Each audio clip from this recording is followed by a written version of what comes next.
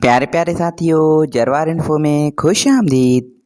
प्यारे साथियों, इस वीडियो में हम आपसे पूछेंगे इंतहाई दिलचस्प और मालूमाती सवालात और पहेलियाँ।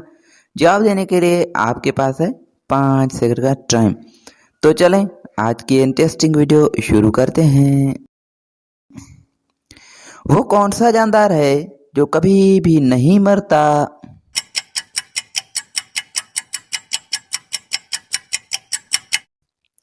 जवाब जेली फिश।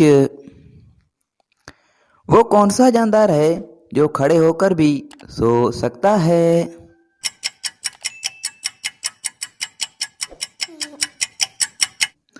जवाब है इसका घोड़ा।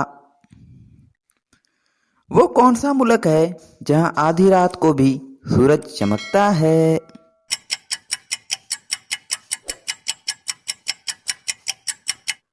जवाब नॉर्वे। इंटरेस्टिंग सवाल है कि इंसानी जिस्म का कौन सा हिस्सा बिजली भी पैदा कर सकता है?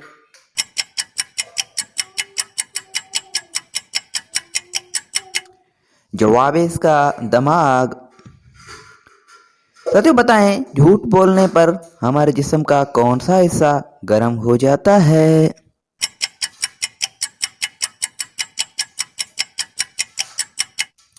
जवाब नाक। वो कौन सा पानी है जिसे देखते ही नजर तेज हो जाती है?